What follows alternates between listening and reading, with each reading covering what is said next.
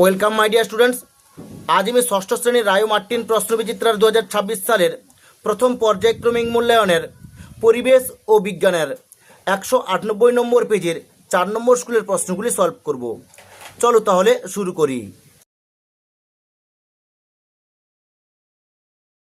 Class 6-এর রায় Martin প্রশ্নবিচিত্রার প্রথম পর্যায়ক্রমিক মূল্যায়নের পরিবেশ ও বিজ্ঞানের 198 নম্বর পেজের 4 নম্বর স্কুলের একে দেখেছে সঠিক উত্তরটি নির্বাচন করো। একের দাগ ঝাড়ুদার পাখি হলো, এর উত্তরটা হবে এ কাক। একের 2 দাগ একটি যৌগিক পদার্থ হলো, এর উত্তরটা হবে সি। একের 3 দাগ ভূমিকম্প একটি, এর উত্তরটা হবে সি প্রাকৃতিক ঘটনা। একের 4 দাগ কার্বারিল একটি, এর উত্তরটা হবে বি রাসায়নিক কীটনাশক। একের 5 দাগ লোহা থেকে মরচ হয় এক প্রকার, এর উত্তরটা হবে এ রাসায়নিক পরিবর্তন। 2 দাগ শূন্যস্থান পূরণ করো। 2 দাগ গাছের পাতা মোড়ে বাসা বানানো প্রাণীর নাম হলো ড্যাশ, এর উত্তরটা হবে লাল পিঁপড়ে।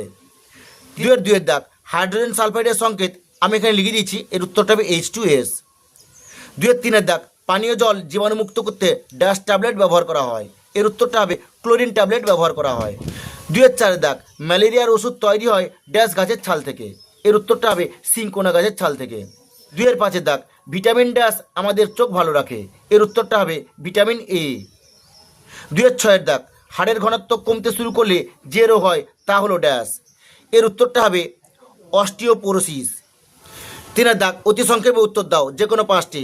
3 দাগ হাইড্রোজেনের ধর্ম লিখো।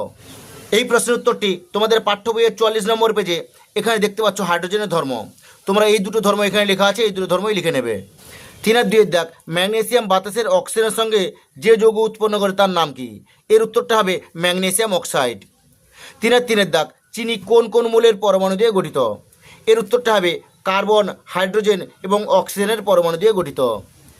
3 দাগ জলের সংকেত লিখো, আমি এর উত্তরটা করে দিয়েছি এখানে H2O। 3 দাগ একটি নিষ্ক্রিয় গ্যাসের নাম লিখো, এর উত্তরটা হবে হিলিয়াম।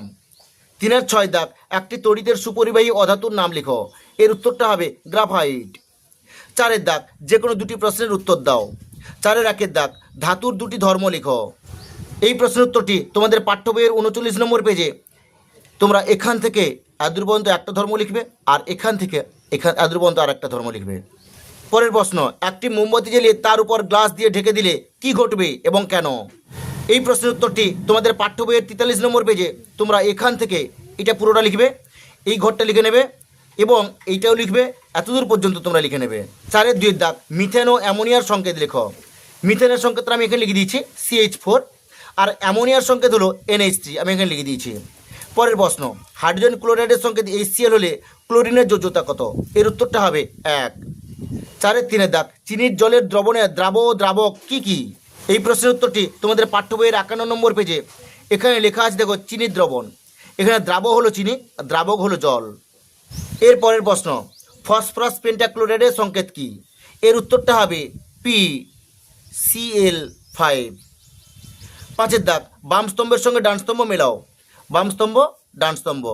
5 দাগ কার্বন মনোক্সাইড, এর উত্তরটা হবে ডি বিষাক্ত গ্যাস। 5 দাগ উকুন, এর উত্তরটা হবে ই পরজীবী।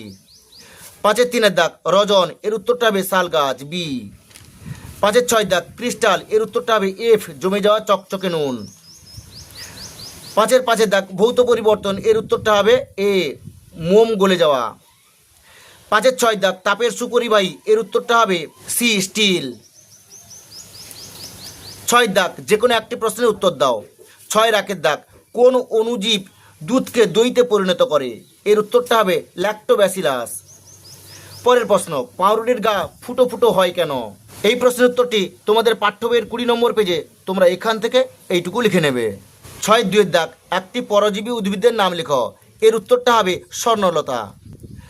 পরের প্রশ্ন, সাগর কুসুম ও ক্লাউন মাছ কিভাবে মিথজীবিতা সম্পন্ন করে? এই প্রশ্নের উত্তরটি তোমাদের পাঠ্য বইয়ের 11 নম্বর পেজে এখানে 2 নম্বর পয়েন্টটি দেখো, তোমরা এখান থেকে এইটুকু লিখে নেবে। ঠিক আছে, আজ এই পর্যন্ত।